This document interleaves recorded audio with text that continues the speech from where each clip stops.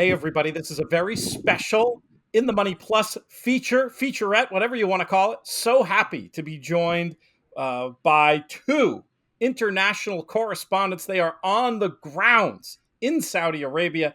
Very happy to welcome to the show Michelle Yu and Tom Stanley. Michelle, how are you today? We'll start with you. Oh, doing super over here, Pete. We're there's so much going on the track right now. It's really crazy, and so we're actually sitting back at the TV compound in our bubble. Everyone here is sequestered into their own working groups, so we have to stay around our own people. So sorry about the background, but this is what it is. Tom, you'll get a more glowing intro when we do the bit for the actual late week show. But I'll just remind folks quickly that you are the host of the Matchbook podcast, among many other credits. You doing all right there today? Yeah, I'm loving it. As I say, I'm incredibly sorry about the background choice here. We have moved away from the lavatories. We felt that was important. That would have been a real new low level set. But no, loving it. Look, it's great to be here. I'm actually recording the Matchbook podcast. There they are. That is the male of the toilets from Michelle. Thank you. I'm going to be doing the Matchbook podcast, actually looking at the UK action tonight, which is absolutely blowing my mind, and then really looking forward to tomorrow's action from Saudi. I'll be out and about all over the shop at the start of plenty of races and bits like that. So I'm very happy. It's all good. So, what I wanted to do on this episode of our Plus feature is get some thoughts on the undercard on Saturday. People are going to have plenty of opportunities, including on our own show, to get the lowdown on the big race. But, a lot of our people who subscribe to ITM Plus, they're hardcore. They want to know about everything going on in Saudi. We don't necessarily need to run through race by race, but I was curious to get a couple of high-level thoughts from you all, and maybe I was going to start out by That's a big ask, Pete. Why don't we start with you, Michelle? Let's talk about some of the racing on this undercard that's going to be of particular interest to USA Racing fans. Where should we begin? I think USA Racing fans have to love the second race, right? It's a turf sprint. We love turf sprints, at least in California. I know that we do. It's crazy that we don't have any big American interest in the dirt sprint or anything, but this race ends up being really good. My first round of handicapping, Pete, I only went 6 horses deep, so really there's some value to be had. The Captain Obvious horse is obviously Space Blues. He's won 4 in a row, and I just love the perfect, mountain climbing that he's done here, from just a little stake to a grade 3 to a grade 2 to a grade 1, right? It never works out that way that you're able to do that, and I think that Charlie Appleby's done such a good job with this horse. Plus, the American people will like the fact that riddled through his running lines, you see a lot of horses that have run at stateside, so then you're able to stack up where this horse would fit. So Space Blues, definitely the obvious play in there. Land of Legends, I think that he's really interesting. He was a winner last time out, and I feel like if he doesn't not leave the gate, maybe he'll be able to press some pace, which could be really interesting. I just think that literally half the field in here could win. I'll give you a price horse, though. The 10, Urban Icon.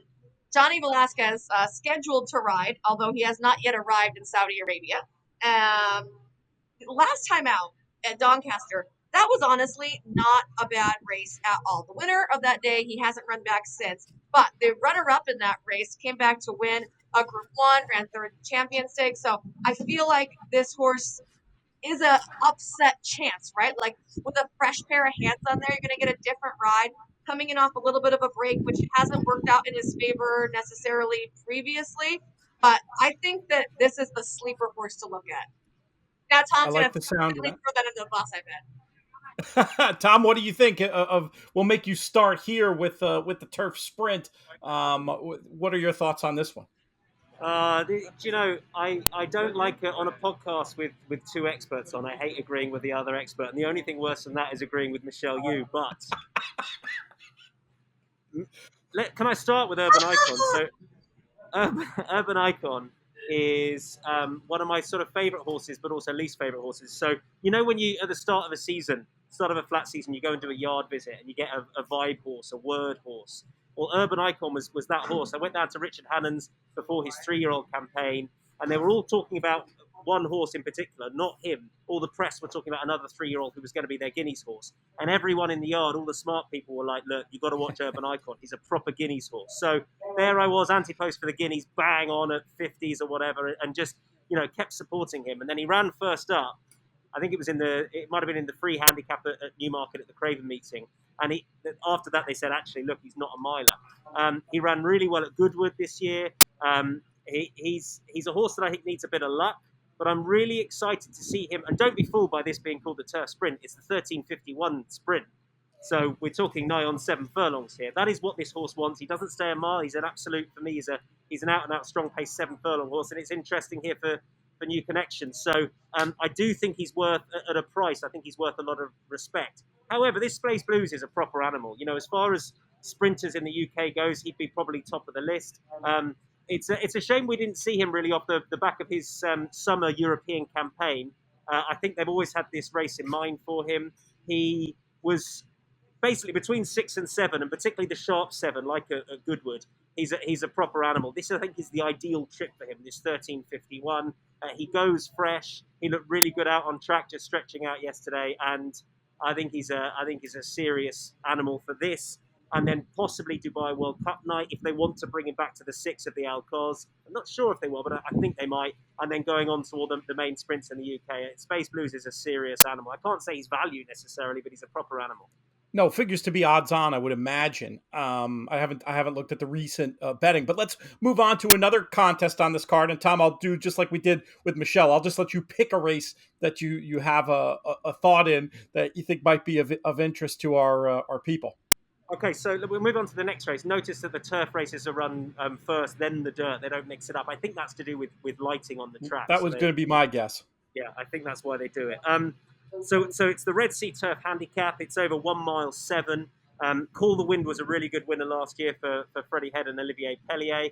One thing I would say was he got the race run to suit. So what we saw with the first couple of races on the card, with the sprint races, is, remember here, the turf track's on the inside, so it's a little bit tighter than the dirt track. It's not a tight turf track by any stretch, but it paid to be handy. It paid to be on the speed last year for the first 2 races. DXB going off like a scolded cat in this race last year, and other horses wanting to be rushed up on the pace. Prince of Arran under James Doyle was rushed up, and I can see why they did that. But he did best of those that raced up with the pace, and it really played into Olivier Pellier's hands on this year's favourite looking to win it again. And look, he might get the race set up to suit again. Absolutely, he might. But I just think that, having spoken to Charlie Fellows, Prince of Arran's trainer, I don't think they'll be so keen to push him out the gates and get handy. He's not an easy horse to win with. He does need to be produced at the right time. But my God, his form is good. He should have won Melbourne Cup probably. I don't think he was best positioned last time when he wasn't necessarily helped by his break from the gates. And I think Frankie Dettori on board for the first time could be a big thing. He's such a brilliant big race rider. He won the turf sprint last year with Dark Power. I'm looking forward to seeing him ride the horse. And I just think he's a bit underestimated. The market seems to think, well, he was beaten in this race by Call the Wind last year. He can't change that form around. I give him a chance to at the prices, so I'm signing with Prince of Arran. He's a serious player. He's got some of the best form globally. Charlie knows how to travel, and he travels well. Not the easiest to win with, but I like him for this.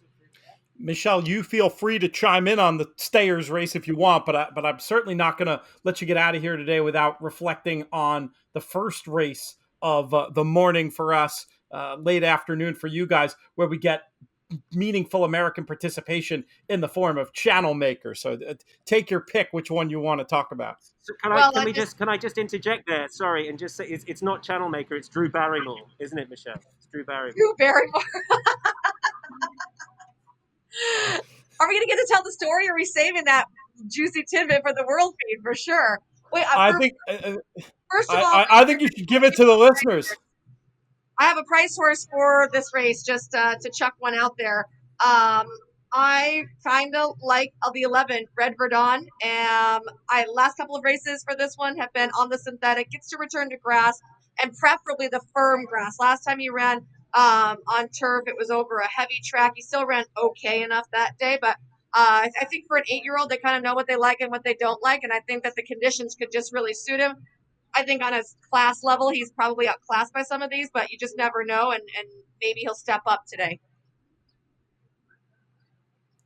I like the sound of that. I like the sound of that. Are you going to tell us the Drew Barrymore story? What's going on? You can't tease us like that.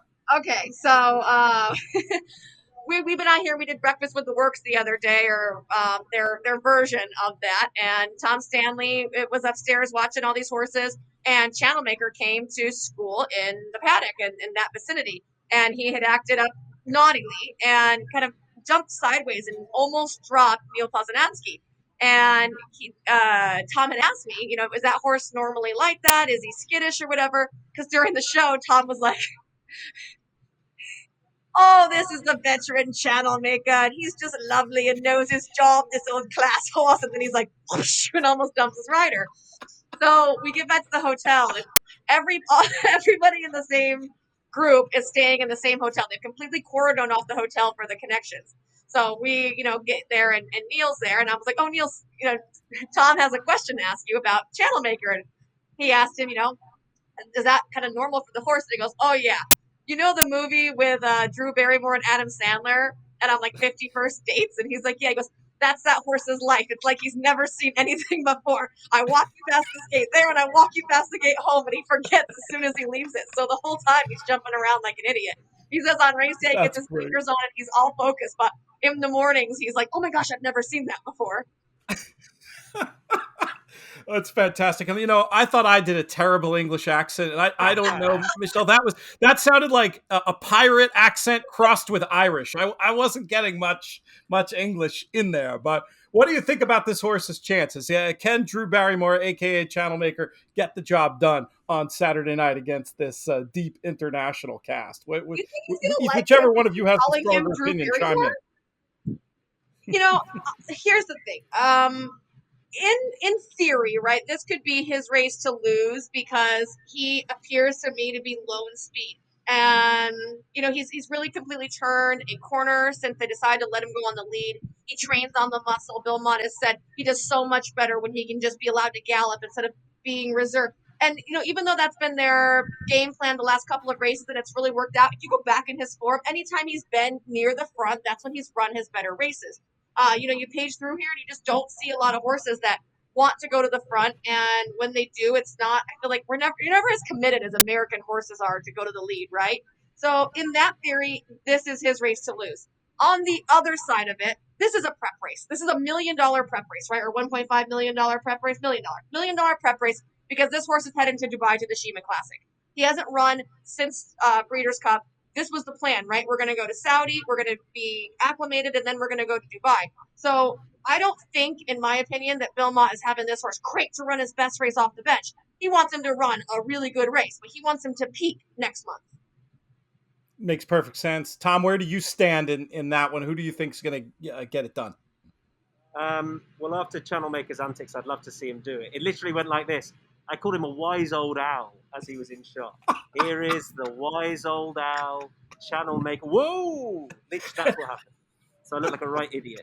But what I would say is Tilsit. I think at the prices, I can see why he's favourite. He's a beautifully bred horse. He's related to Remote. He's related to Kingman. He's got a proper Jumpmont pedigree. And I think the step up in distance will suit. My concern with him is I remember him at Newcastle on his second start. And remember, he was campaigned all last year. So it was the start of June, then it was back to Newcastle again. And he progressed really nicely. But he was sweaty. He was a bit coltish as well. And he doesn't always relax perfectly into his race. Now he's drawn 12, so Ryan's going to have to make a decision, and I think he's probably going to want him settled. I think out the gates, up in distance, that's going to be his main thing. Get this horse settled. Now, will he settle? Going a 10 furlong pace as opposed to a mile pace, I'm not certain. And then will he have a lot of ground to make up from the rear of the field? So I think with all those imponderables, he's a horse I'd want to take on. He might be the best horse in the race, but given that's just a bit of a worry for me. I think last year's third for the top is an interesting play at a big old price, place-wise or maybe for the win. The trainer is adamant he's come on leaps and bounds since last year. Look, finishing second in a Singspiel to a horse like Ben Battle, it probably flatters him because Ben Battle hardly came off the bridle. But he is a horse with ability. It's interesting they're keeping going on the turf. when I think they would have got him over here with the dirt in mind. And the trainer's adamant he's taken a step forward from last year. So I think he's interesting at the prices. He was third last year. He's a better horse this year. There's no Deirdre in the field here, don't forget. It was probably on figures a better race last year. So I thought he could be interesting for all. I wouldn't be going crazy. Deirdre, of course, went on to fantastic success in England. She was one I really enjoyed. So that's obviously a very good form line. Michelle, do you have a selection in that race? And then very quickly, I want to talk to you guys about the dirt undercard races, and then we'll do the proper segment on the big race, and I'll get you out of here on time. I swear. Oh, we started this way late. I didn't know there was a time frame for this, Pete. I thought you were just going to wake up and sit with us as long as need be. We've walked for 6 I mean, miles. I'm game. Wi-Fi we have right now. You have no idea. Oh, you do, but your viewers do not. Just move on to the next race. Move on to the next race. Okay. Well, do you have a selection in the opener against you? You didn't sound wholly sold on Channel Maker. I was just looking for maybe a quick thought in there. I have to agree with Tom. I love Tilsit. I think that the form line is really lovely on him. First time going left-handed. He's got a great pedigree. I think that the drawback to him is the mental issues that you've heard about might be, heightened. It's nighttime. There's lights. There's going to be fillies around him. You see that he's been coltish before. And I had to clarify with Tom Stanley, actually. If we say a horse is coltish, a lot of times we just talk about them winning or not paying attention. That he said no, being coltish in this instance, really, that's it right there. Snuttish, we say. Same idea. We want to make sure that he is not focused on that, and that could be an undoing, right? We're talking about a big night with a horse that already has a little bit of issues, so I'm concerned about that. I'm not in love with anybody in here, I'm not in love with anybody. Gotcha. All right, let's talk very quickly about the other dirt races on the undercard, and then we'll wrap this segment and move on to our next segment. But the race that goes as the fourth one of the night is the Jockey Club Local Handicap. I found it somewhat inscrutable. Do either of you have any advice for the viewers/listeners on this one? Michelle does. Was this the one I had a horse? Hold on. There is one Arabian race that I had a horse I really liked, but I have to see which race it is, and it might not be this one. No, so the Arabian is subsequent to this one. This is the this is horses bred in KSA, right? Yeah, I kind of like the one. Okay. That's all we need. People just need numbers to. I know my audience. They're going to want to bet as they go through. They don't, we don't need to. We've given them plenty of good analysis. There'll be more good analysis to come. As far as that one goes, we'll go with the one. How about the race that goes as the one? I like the one. He's had really good form lines. He's won his last 3 outs. He's locally based, obviously. Stretched out to 1.25 miles last time to open up and win a Group 1 by 5 lengths going away. I don't think that the added distance or the cutback in distance is going to hurt him because he's been super effective at 1 mile. In fact, he's even won going 6 furlongs. So I think that he just kind of towers over all of these. I'm surprised at the 6-1 warning line, but if you can get it, take it.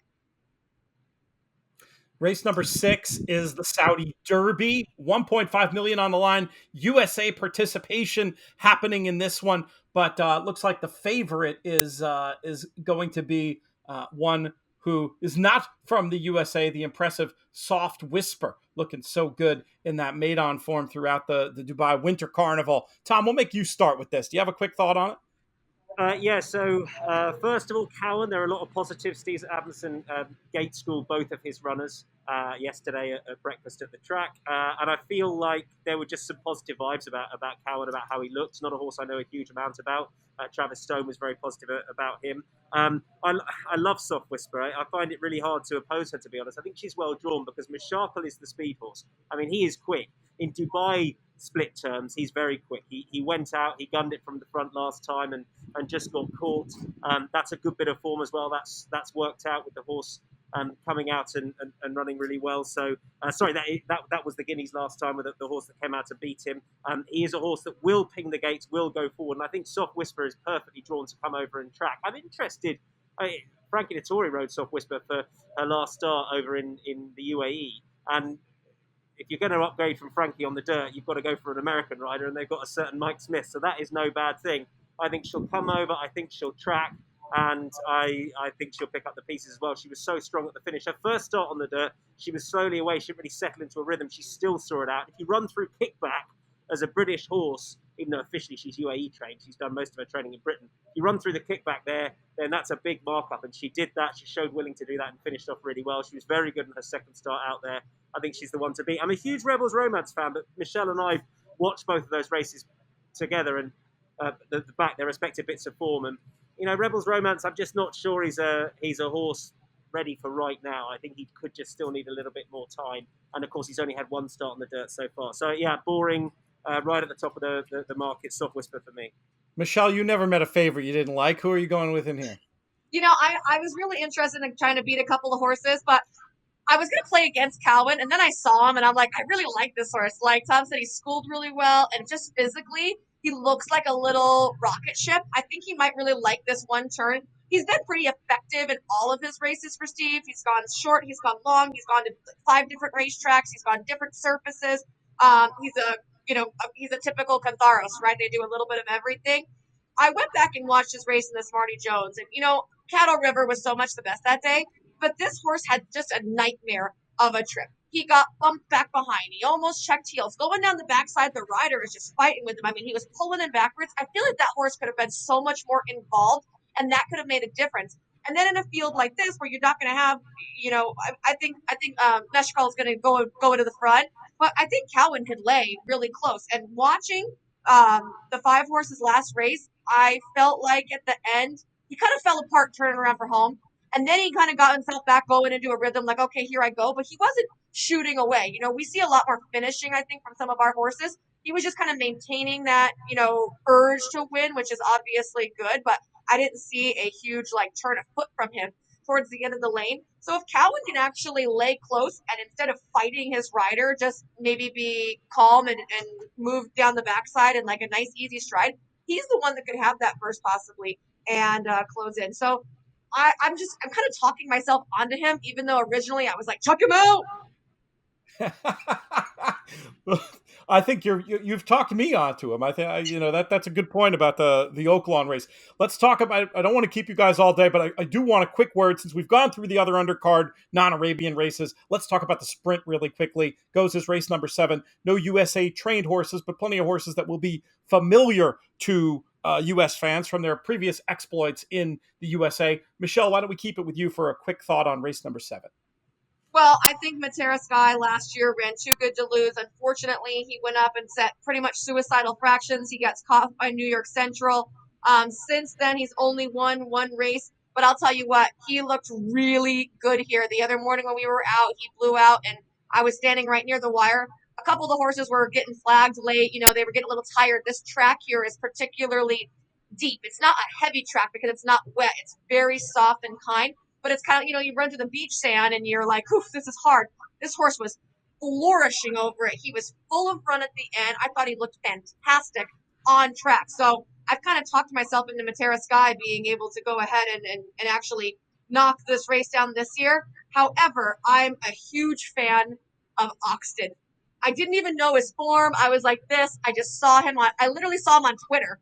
And I was like, that horse is so good looking. I had to find out who he is. And then I just started stalking him. And then we was at the racetrack. I'm like running alongside. He's so good looking. I'm like horse heaven crush. And I don't even care what his form looks like. I really want him to win because he's an absolute hunk. Is that good handicapping? I think whatever works. I mean, in your life, you've probably had some horse crushes that you've cashed bets on. And Tom, that's a perfect chance to pivot to you and ask, who is your horse crush in this running of the sprint? Well, I don't sort of get any feelings of desire when I look at Oxted, but I am a huge fan of his run style in the UK. I'm a huge fan of his. There's a story with Oxted. Roger Teal's first Group 1 winner, Kieran Fallon Jr.'s first Group 1 winner, came in the July Cup. That meant a lot, I think, to racing fans in the UK because Roger's such a great character there. I love the horse. He's worked really well on the dirt. Harry Teal, Roger's son and assistant trainer, rides him out here, and he did a piece of work on the dirt which looked electric. It was great. And now for the worry for me is it's great they've kept going with Kieran Fallon. I spoke to Roger yesterday about what do you do? Are you unhappy with the draw? And I thought, 11, it could be worse. And he said, I'm really unhappy with the draw. I think we're just going to have to, tactics go out the window because they're going to gun it from the gates. We're just going to have to let the horse find his rhythm and hopefully, get going late. And I thought, no, that's not what you want to do. You want to get the horse out. Matera Sky, you know what's going to happen. There's only one other bit of guaranteed pace on your inside in the form of Switzerland. Get over. You might find yourself a couple wide, but you might only find yourself a couple back. So that's a good thing. And so I just worry that with his first go on the dirt in race conditions, that from wide, that they'll almost talk themselves into not having a race, not being in a good enough position. That's just my concern. I'd love him to win. I think he's the most talented horse in the race. But I agree with Michelle. I don't think Matera Sky will come back to them like he did last year. At the prices, I think Switzerland is a bet. He beat Gladiator King, stable companion, hands down on his first start for Satish Seema last time in the Dubai Stakes. Gladiator King was disappointing yesterday, but it all went wrong at the start. Gladiator King was third in this race last year. I think Switzerland could well be a better horse. He was certainly working like a better horse at the start of the year, although no one knew that until after the race. And I would say he's underestimated here. It wasn't a fluke last time. He's an ex-Asmussen horse. I think he was with another American trainer before that. Then he was with Doug Watson. But Satish Seema, as far as dirt sprinters go, is the best in the business in the UAE. So I think he's a fair shout, Switzerland, for me, for all the heart is saying Oxted. All right, good stuff. That's going to do it for this segment of the show. Remember, on the main show, we're going to have the same team together to talk about the Saudi Cup itself. Thank you for subscribing to In the Money Plus.